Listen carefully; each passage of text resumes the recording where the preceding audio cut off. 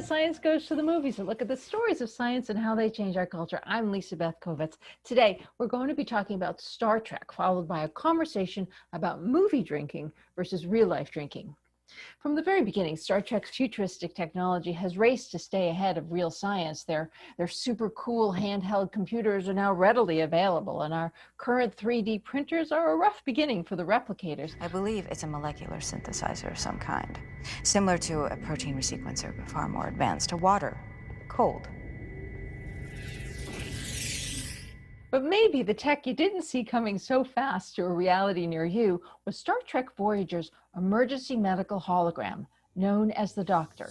Please state the nature of the medical emergency. And yet, the televideo medical appointment is happening now. Our guest, Dr. Mark Dagostino, is a board-certified psychiatrist and co-founder of Bluestone Psychiatry. He's been in research, served in the Army, he's run a hospital, and his team was not waiting to be shot into the Delta Quadrant before updating their practice. Mark, welcome to the show. Thank you so much for having me here, Lisa. It's a pleasure. Thank you. Prior to the quarantine, you and your partners were already transitioning to telemedicine. So what's so great about the holographic doctor? That's great. So we're not quite at the holodoc yet, but necessity breeds innovation, and we may be there soon.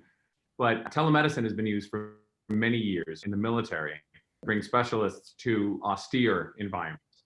And in recent years, actually, many healthcare systems have been incorporating telemedicine into their workflows. Now, psychiatry, what we do is particularly well suited for telemedicine. So to your original question, there are many advantages to the holodoc. Obviously Zoom, some people do it via Zoom, some people do it via FaceTime, but then there's also like the ones that we use in our practice that are HIPAA compliant and encrypted. So then that way we make sure, of course, that all the same sort of, patient privacy protections, which are, so critical that we have those. But so much that's happened over time. And so much of the innovation in medicine has really come from the US Army and military medicine. And so the Starship Voyager gets shot through a wormhole and ends up traveling across the galaxies. But for real people really traveling, maybe not so far, a telemedicine relationship with your doctor would be great. So Mark, when we can travel again, do you think we're going to be bringing our emergency medical interface with us as we go? So we will, of course, we'll have telemedicine as we talked about, but as time goes on, we will increasingly be wearing our emergency medical interfaces, so to speak, on our wrists, around our necks, and as, of course, in our pockets with our phones. So there are wearables such as Fitbits and smartwatches, they're very much with us and growing. And they can monitor heart rate, blood pressure, sleep, and other very important health metrics. But also our smartphones are very powerful computers. They're more powerful than the supercomputers of even 10 years ago, and far greater processing power and speed than some of even the best desktops from even 5 years ago. So bringing it into psychiatry for a moment, from a behavioral health perspective, these devices, especially our phones, they can analyze metrics such as speech patterns, sleep dynamics, as mentioned, step count, and even eye movements, which is fascinating, to give insight into behavior and impending mood disturbances. I think this part right here is very important because this may help us to intervene early and avoid crises and become increasingly kind of proactive and predictive. And so I think that it's an exciting future. So exciting, so potentially dystopian. That's a lot of information. I know it's not here yet, so it's not entirely fair to ask you what are the fail-safes for something that doesn't exist yet, but what are the fail-safes for this thing that doesn't exist yet, do you think? Right, so I think some of the kind of three critical words there are going to say, do you think? Because you're exactly right. Like as someone who doesn't necessarily know, right.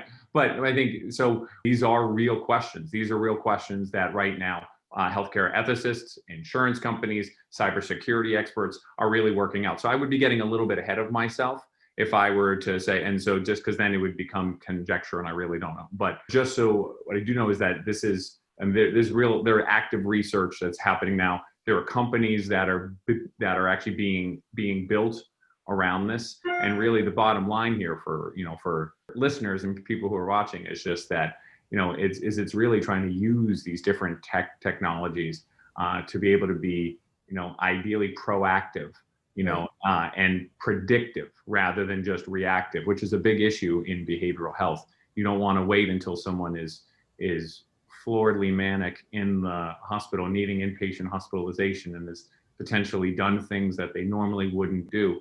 If you can begin to early on see, you know what, the step count has increased from 6,000 to 14,000 per day. Their sleep has decreased from an average of 7 hours per night to actually 2 hours per night. What's going on? And that can send that signal. But you're exactly right. Fail-safes we're going to need to be in place to make sure that the right data get to the right people at the right time. In sci-fi movies and in Star Trek in particular, the sick bay staff very rarely lays a hand on the patient. Their tricorders give them a reading and they work off that. Is medical tech moving in that hands-off direction also? Oh, absolutely. Absolutely. So we briefly touched on wearables above, and we're moving beyond that. So if there's one piece, this is a quiz for you. Actually, not really, but if there's one piece of medical equipment that you think nearly everyone associates with doctors and medicine, what is it? The stethoscope. Exactly. And so that's what I think as well. So when discussing this, people have said, okay, telepsychiatry, fine, but how can a doctor listen to my heart or lungs through the computer?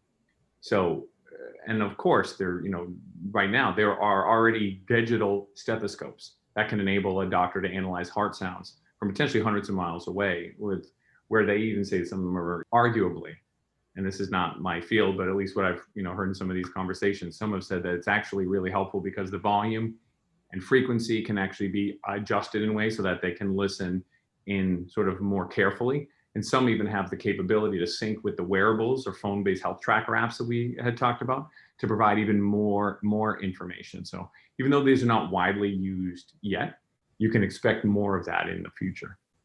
That is astonishing. And what about our own tech that we already have? Is the cell phone going to be a stand-in for the tricorder soon?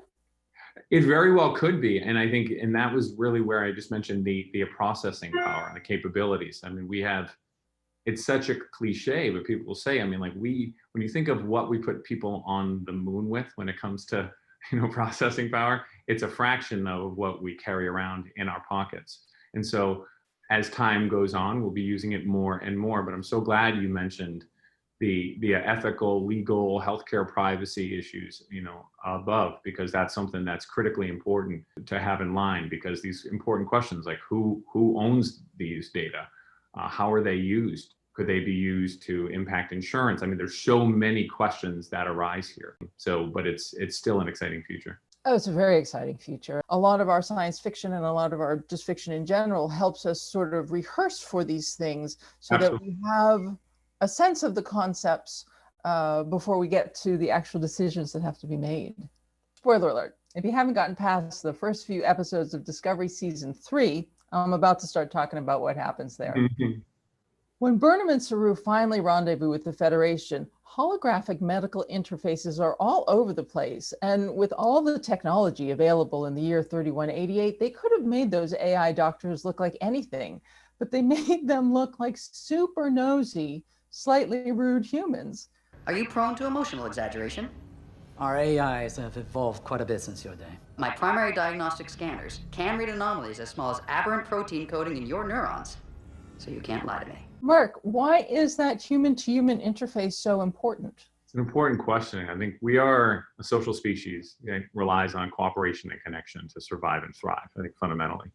This human-to-human interface and the need for connection is particularly important when we're hurting and vulnerable. And, and we've spent time discussing technology and ways to be hands-off, and that's great, and monitor health remotely by wearables and apps. And all that said, I think that technology has the opportunity to make medicine more human-centric in a sense, is some of these tasks and some of the things that are really just that are tasks that can be automated or that someone else can do or something else can do.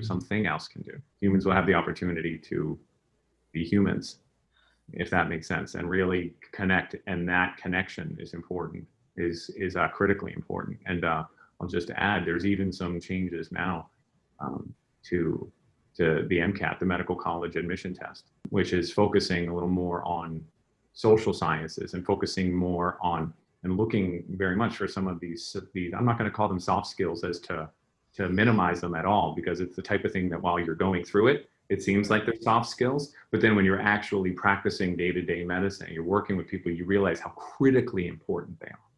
And so I think this is something that escapes some people, but I really do think that if we do this right, technology has the opportunity to make medicine more human-centric. Because it's going to take away the tedious tasks and leave you with the human tasks. Exactly. On Star Trek Voyager, the holographic doctor is just a computer image. Activate emergency medical holographic program. Please state the nature of the medical emergency. But over those 7 years, the crew was lost in the Delta Quadrant. Interaction with people made him more and more human.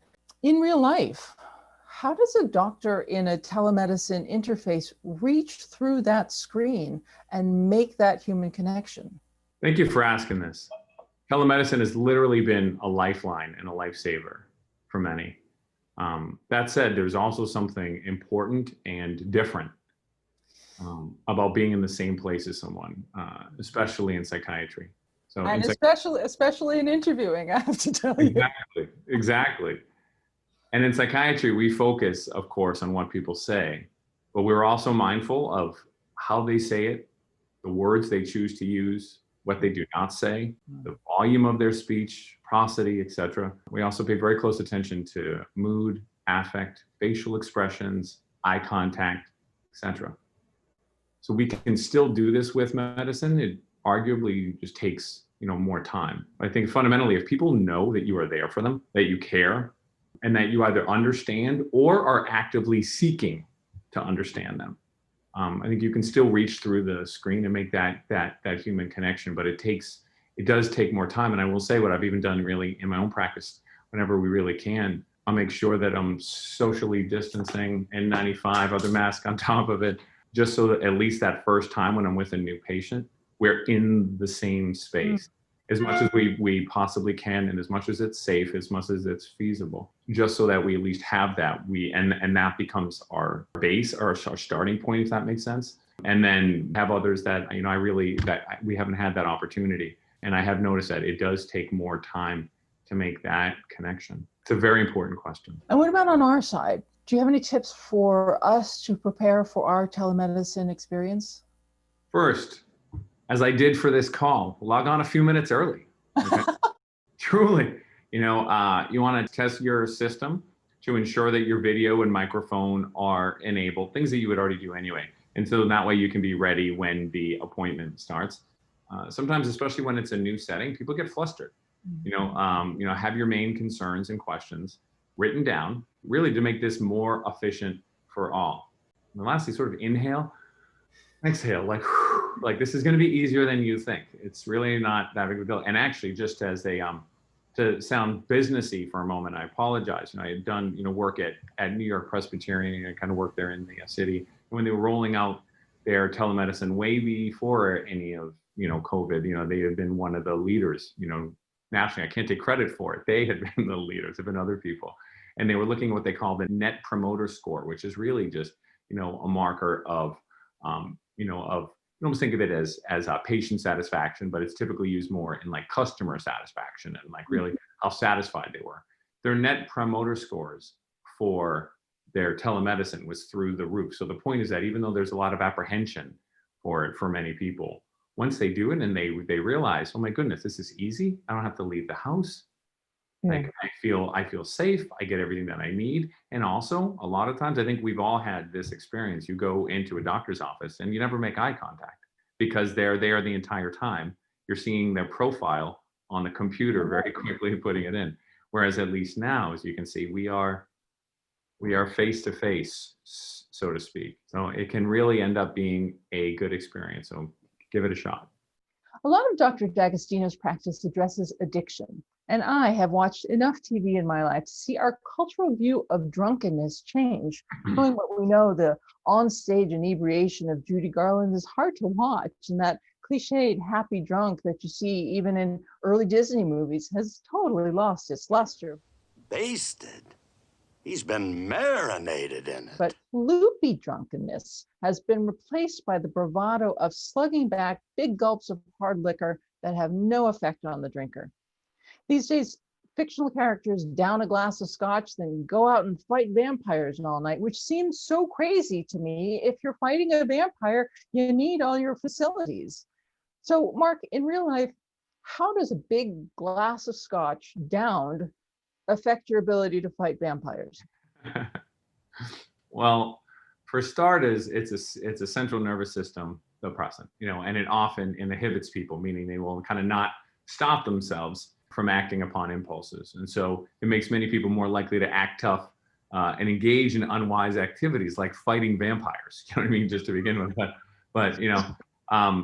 but also a little more seriously, there are even peer-reviewed papers on the connection between alcohol use and risk of violence. There were people who had drank alcohol, blacked out, and are in prison for years, some even their whole life, because of what they had done in that context. So this is a very significant issue in so many ways.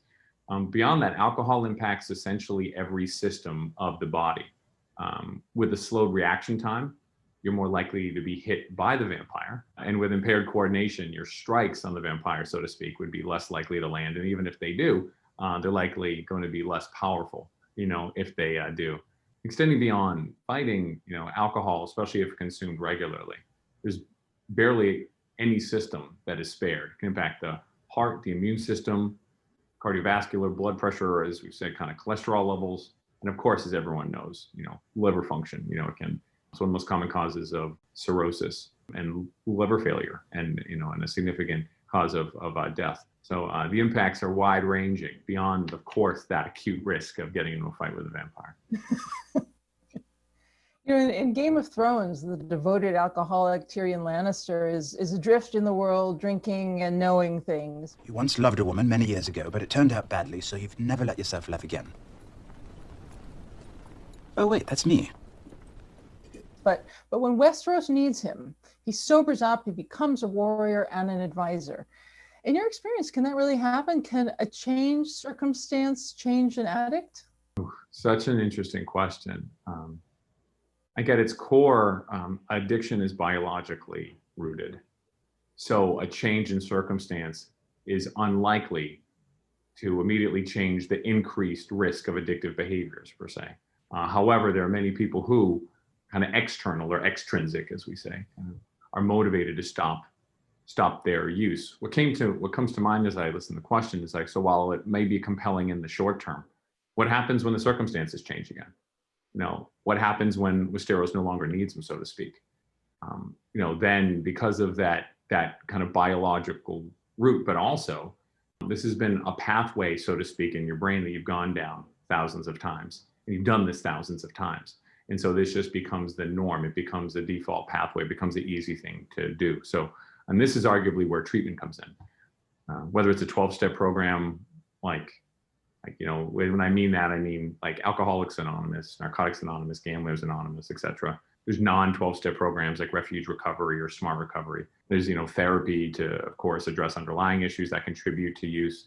There are, FDA-approved medication-assisted treatments for alcohol or opioid use disorders, which literally save lives, which are underutilized. There are many treatment options. And so, as you mentioned, I appreciate you bringing it up. So, as a board certified addiction specialist, I work with patients and families on these topics essentially every day.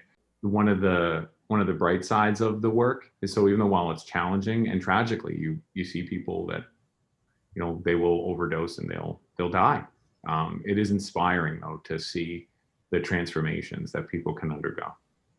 So a circumstance can change, but the individual still needs to retrain themselves for when circumstances change back. I think so. I think and so I'm always obviously, the older I get, the more cautious I am in my language about all or nothings, the more experience. But I would say that my experience and at least the science so far says yes, you can be shocked, so to speak, into short-term, even medium-term changes. But ultimately, it can't, and you may have heard this kind of adage that, and get sober for someone else. No, you really need to do it yourself. And I think that retraining is really important. And so it may be for the short term, but when you begin to think longer term, medium term and longer term, you really want to change that. It takes real change in behavior, and it takes a concerted, consistent effort over time. Yeah, Westeros is going to need a chapter of Alcoholics Anonymous for when peace comes to them. But one of the problems that many of us are facing now is that no one is calling on us to save Westeros or really come into work. And so while we're in the pandemic, do you have any advice for those of us who are sliding into our more drunken Tyrion Lannister? I think it's going to sound very simple, but I think often that's even better. At the beginning, just ask for help. Because as mentioned above, like there are really a wide variety of treatment options that are available. Many people say, well, I can't afford it. Well, a lot of these 12-step programs are truly at no cost. I mean, they're self-supporting. So if someone wants to throw in a dollar, but especially even now with Zoom, you can go online, Zoom NA meeting. They're ubiquitous and at no cost. And then there are of course medically supervised programs as well as needed. And if there's any question as to if someone is going to be detoxing from a substance that would need a medically supervised, such as alcohol, benzodiazepines, things like that, you'd have to kind of speak with a physician. And also I think that people often feel so alone when they're suffering through this. And the truth is that there are millions others like them that have gone through it, that are going through it, and that are willing to help. And I think that's an important thing for people to know, because once you ask for help and once you get in the system, so to speak, the momentum, you can just sort of take you, but you need to at least take that first step. It sounds cliche, but it's true. When he is needed, Tyrion Lannister sobers up and is immediately in fighting form, maybe just by the will of the old gods or the red gods, or maybe he's just the kind of drunk who liked to do sit-ups while he was high. In any case, we don't see him do any of the hard work that comes with a real segue back to being sober or a more sober lifestyle. But Mark, when this pandemic is over and the would-be Queen of Westeros suddenly asks us to be her hand or to go to work 9 to 5 again every day, how do we slide out of our drunken Tyrion Lannister persona, even if we haven't, even if we've just been sipping a little bit more wine in dinner than we would if we had to commute the next morning? How do these little consumptions affect us when we need to go save Westeros? So you mentioned the military background earlier, and I think that it was helpful in this one, because so while active duty, when faced with challenges and long roads, it would often just say 3 simple words. It was just a framework that I would have, at least with the people around me, that would just say kind of crawl, walk, run. And this sort of simple approach can be applied to your question. And it's amazing how many times I've used this super simple frame when people are really addressing this exact same question. How do I do this? Now, this is assuming someone does not need that higher level of care, as we talked about, does not need a medically supervised detox. Obviously, that's a different level of severity.